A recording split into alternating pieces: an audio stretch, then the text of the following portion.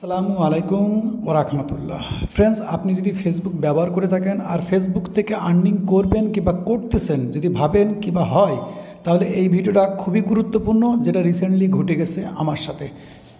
Only ফেসবুকের খুবই important দুইটা বিষয় নিয়ে কমপ্লিটলি কথা বলবো, যেটা হয়তো অনেকেই ভুলে গেছেন আর কি, কিন্তু এটা ভুলে গেলেই কিন্তু বিপদ খুব আকারের। তো আমি এই ভিডিওতে দুটো বিষয় খুবই গুরুত্বপূর্ণ, ফেসবুকে দুটো বিষয় নিয়ে কথা বলবো। বিষয়টা কমপ্লিটলি দেখবেন এবং বোঝার চেষ্টা করবেন। ইনশাল্লাহ আমি মনে করি যদি ফেসবুক থেকে আর্নিং করা কিংবা আর্নিং করতেছেন ভাবেন, তাহলে কিন্তু আপনার জন্য খুবই উপকারী হবে। তো সর্বপ্রথম আমি চলে আসবো আমার পে আউটস। সর্বপ্রথম আমরা কী করব, আমাদের পে আউটে আসলাম। তো পে আউটে আসলে আমরা কিন্তু আমাদের ইনসাইট দেখতে পারবো, অর্থাৎ আপনার গত মাসের পেমেন্ট, এই মাসের পেমেন্ট, পুরো ইনসাইট দেখতে পারবো। এক নম্বর, পে আউট কেন বললাম? পে আউট এমন একটা সেকশন যেখানে আমাদের কিন্তু স্বপ্ন থাকে, অর্থাৎ আমরা যে প্রতি মাসে, প্রতি বছরে, প্রতিদিনই যে মেহনতটা করি, সেই আর্নিংটা কিন্তু আমাদের প্রতি মাসের 21 তারিখ বলেন, 5 তারিখ বলেন, 1 তারিখ বলেন, আমাদের পে আউটের মধ্যে আসে। সেই পে আউট থেকে আমাদের ব্যাংকে আসে। তো আমাদের মেহনতের একটা ফলাফল এখানে আসে। তো এখন হচ্ছে আমি কেন বলতেছি, এই পে আউটের মধ্যে আমি আপনাদেরকে দেখানোর চেষ্টা করি। মনে করেন পে আউটের মধ্যে আসলাম।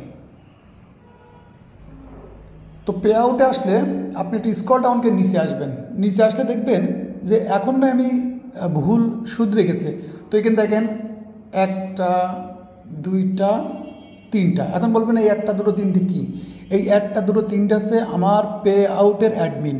কারণ আপনারা রিসেন্টলি জানেন 21-22 তারিখে কিন্তু বড় ধরনের একটা সমস্যা আমার সাথে ঘটেছে। তো এখানে 3টে অ্যাডমিন আমার একটা পে আউটে কেন রেখেছি? আগের ভুল শুধরে নিয়েছি। আগের আমার যে পে আউটে ছিল অনলি 2টা অ্যাডমিন ছিল, যে 2টো অ্যাডমিন কিন্তু একদিন পরই কিন্তু সাসপেন্ড হয়ে যায় অ্যাকাউন্ট। তো 2টো অ্যাকাউন্টই যখন সাসপেন্ড হয়ে যায় তখন কিন্তু আমার পে আউটের কোনো এক্সেস নাই, অর্থাৎ আমার আর্নিংটাও গেল, সব গেল। আর এই ভিডিও বানানোর মূল মাকসাদ আছে, আপনি যদি ফেসবুক পেজ থাকে কিংবা প্রোফাইল থাকে যেখান থেকে আপনি আর্নিং করতেছেন, সেখানে কিন্তু আপনি পে আউট মেথড, অর্থাৎ আপনার প্রোফাইল কিংবা পেজ কোনো না কোনো মনিটাইজ আছে, সেখানে আর্নিং হচ্ছে। তা আমি বলবো নর্মালে আপনার যে পে আউট আছে সেই পে আউটে নর্মালি তিনটে আপনি অ্যাডমিন রাখবেন। কারণ আল্লাহ না করুক যদি আপনার একসাথে আমার মতন দুটো অ্যাডমিন ডিসেবল হয়ে যায় কিংবা রিমুভ হয়ে যায়, তাহলে কিন্তু আপনার অনেক দিনের মেহনত কিন্তু নষ্ট হয়ে যাবে। এটা হচ্ছে খুবই ইম্পর্টেন্ট, খুবই এত ইম্পর্টেন্ট যে আমি আপনাদের বলে বোঝাতে পারবো না। কারণ আমার রিসেন্টলি আপনার যদি স্ক্রিনশটটা দেখে তাহলে বুঝতে পারবেন কত বড় একটা পেমেন্ট ছিল, সেটাও কিন্তু আমার হাতছাড়া হয়ে গেল। কারণ আমার পে আউটের অ্যাডমিন অনলি 2টা আইডি ছিল। 21 তারিখে একটা রিমুভ হয়ে গেল, 22 তারিখে একটা রিমুভ হয়ে গেল। তার মানে আমার পে আউট পুরো শেষ, অর্থাৎ আমি পে আউটটা আর কখনো পাবো না।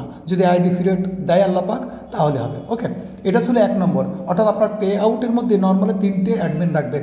এখন বলবেন ভাই 3জন কেমন পাবো? আপনার নিজের একটা করেন, আপনার আব্বার নামে একটা করেন, আপনার আম্মার নামে করেন, কারণ তারা তো ফেসবুক চালায় না। তাদের একটা নামে আপনি আইডি করেন, কারণ যদি কোনো প্রবলেম হয় তাদের আইডি কার্ড সাবমিট করে কিন্তু রিকভারি করতে পারেন। তার মানে আপনি কিন্তু 110% নিরাপদ থাকলেন। এটা খুবই গুরুত্বপূর্ণ। হয়তো অনেকে বলবেন ভাই এটা তো আমি জানি।